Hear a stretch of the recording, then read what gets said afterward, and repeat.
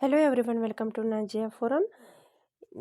ಎಲ್ಲ ಎಲ್ಲರದ್ದು T E T exam ಮುಗಿದಿದೆ, ಹೌದಾ?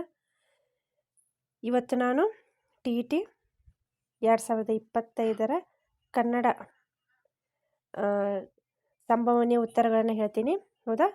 ನೀವು ಕ್ವಶನ್ ಪೇಪರ್ ಇದ್ದರೆ ನೋಟ್ ಡೌನ್ ಮಾಡ್ಕೊಳ್ಳಿ, ಉತ್ತರಗಳು ಸರಿಯಾಗಿದೆ ಅಥವಾ ಇಲ್ಲವಾ ಅಂತ ಹೇಳಿ. ಓಕೆ, ನಾನು ಸ್ಟಾರ್ಟ್ ಮಾಡ್ತಾ ಇದ್ದೀನಿ. ಓಕೆ, ಕನ್ನಡ. ಒಂದನೇದು ಮಾಸ್ತಿ ವೆಂಕಟೇಶ್ ಅಯ್ಯಂಗಾರರು ಬರೆದ ಮೊದಲ ಸಣ್ಣ ಕಥೆ ಯಾವುದಂತ ಹೇಳಿದರೆ ಇಲ್ಲಿ ಮೂರನೇದ್ದು ರಂಗನ ಮದುವೆ.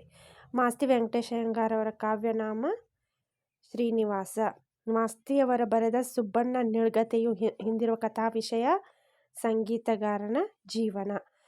ಮಾಸ್ತಿಯವರು ಬರೆದ ಸುಬ್ಬಣ್ಣ ನಿಳ್ಗತೆಯು ಹೊಂದಿರುವ ಕಥಾ ವಿಷಯ ಸಂಗೀತಗಾರರ ಜೀವನ. ಅದೇ ರಿಪೀಟ್ ಆಗಿದೆ. ಮಾಸ್ತಿಯವರು ಬರೆದ ಗುರುದಕ್ಷಿಣೆ ಭಾಷಾಂತರವಾಗಿದ್ದು ತಮಿಳು ಭಾಷೆಗೆ. ನೆಕ್ಸ್ಟ್, ಸಾರ್ವಜನಿಕರಿಗೂ ಮಾಸ್ತಿಯನ್ನು ಸನ್ಮಾನಿಸಿದ್ದು ದೆಹಲಿ ಸಾಹಿತ್ಯ ಅಕಾಡೆಮಿ ಪ್ರಶಸ್ತಿಯಿಂದ. ಮಾಸ್ತಿಯವರು ಕೆಲವು ಸಣ್ಣ ಕಥೆಗಳು ಪ್ರಕಟವಾಗಿದ್ದು 1920. ಮಾಸ್ತಿಯವರು ಈ ಹೇಳಿಕೆ ಅನ್ವಯ ಚುಟುಕು ಬ್ರಹ್ಮ ಅವರಿಗೆ ಅನ್ವಯ ಆಗುವುದಿಲ್ಲ. ಅತ್ಯುತ್ತಮ ಪದದಲ್ಲಿರುವ ಸಂಧಿ ಎನ್ ಸಂಧಿ. ನೆನಪಿನ ಬೆಳೆಯಲ್ಲಿ ತೂಗಿರುವುದು ಇದು ಮಳೆ. ಕವಿ ಹೇಳುವಂತೆ ಮರುಕಳಿಸುವುದು ಇಲ್ಲಿ ಯಾವುದಾಗ್ತದಪ್ಪ ಅಂತಂದರೆ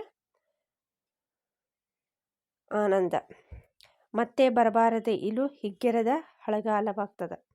ಮಳೆಯೋ ಮರೆಯಗೂಡದಿರುವುದು ಇದು ಬಂಧ ಸಂಬಂಧಗಳನ್ನ ಹೇಳ್ತದ.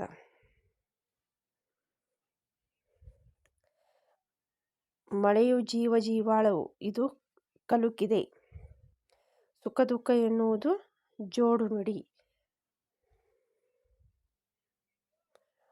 ಪ್ರಯಾಣ ಪದದ ತತ್ವರೂಪ ಪ್ರಯಾಣ. ಅನುನಾಸಿಕವಲ್ಲದ ಅಕ್ಷರ. ಇಲ್ಲಿ ತ ಮತ್ತು ಜದಲ್ಲಿ ಕನ್ಫ್ಯೂಷನ್ ಇದೆ, ಬಟ್ ಇಲ್ಲಿ ಜ ಅಂತ ನಾ ಕನ್ಸಿಡರ್ ಮಾಡ್ತಾ ಇದ್ದೀನಿ. ಕನ್ನಡ ವರ್ಣಮಾಲೆಯ ಒಟ್ಟು ವ್ಯಂಜನಗಳ ಸಂಖ್ಯೆ 34. ಮೇಲ್ವಾತು ಪದದಲ್ಲಿರುವ ಸಂಧಿ ಆದೇಶ.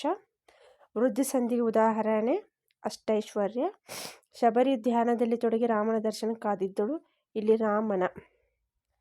ಭಾಷೆಯಲ್ಲಿ ಧ್ವನಿಯಲ್ಲಿ ಮಾಪನ ಮಾಡುವ ಘಟಕ ಧ್ವನಿಮ. ಇದು ಮಾತೃಭಾಷಾ ಕಲಿಕೆಯು ಇಲ್ಲಿ ಸೃಜನಾತ್ಮಕವಾಗಿ ಪ್ರತಿಭೆಯನ್ನು ವಿಕಾಸಗೊಳಿಸುತ್ತದೆ.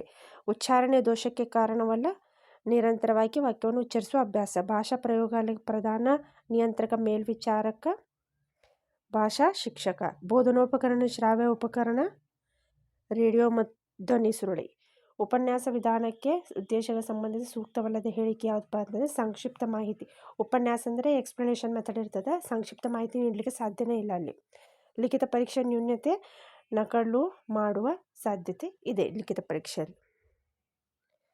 ನೆಕ್ಸ್ಟ್, ಉಪನ್ಯಾಸದ್ದು 23ನೇದಾಗ್ತದೆ. 27ನೇದು ಸೆಕೆಂಡ್, ವಸ್ತುನಿಷ್ಠ ಪರೀಕ್ಷೆ ವಿಧಗಳೆಲ್ಲ ಬರೆಯುವುದು. ಪ್ರತಿಭಾವಂತ ವಿದ್ಯಾರ್ಥಿಯ ಗುಣಲಕ್ಷಣವಲ್ಲ. ಸ್ಮರಣ ಶಕ್ತಿ ಕಡಿಮೆ ಇರುವುದು ಪ್ರತಿಭಾವಂತ ವಿದ್ಯಾರ್ಥಿ ಗುಣಲಕ್ಷಣ ಅಲ್ಲ. CC ಇದರ ವಿಸ್ತೃತ ರೂಪ ಯಾವುದಾಗ್ತದಪ್ಪ ಅಂತಂದರೆ ನಿರಂತರ ಸಮಗ್ರ ಮೌಲ್ಯಮಾಪನ. ಇವಿಷ್ಟು ಕನ್ನಡ ಅನಾಲಿಸಿಸ್ಸು. ನೆಕ್ಸ್ಟ್ ಅನಾಲಿಸಿಸ್ನೊಂದಿಗೆ ನೆಕ್ಸ್ಟ್ ವಿಡಿಯೋದಲ್ಲಿ ಭೇಟಿ ಆಗ್ತೀನಿ.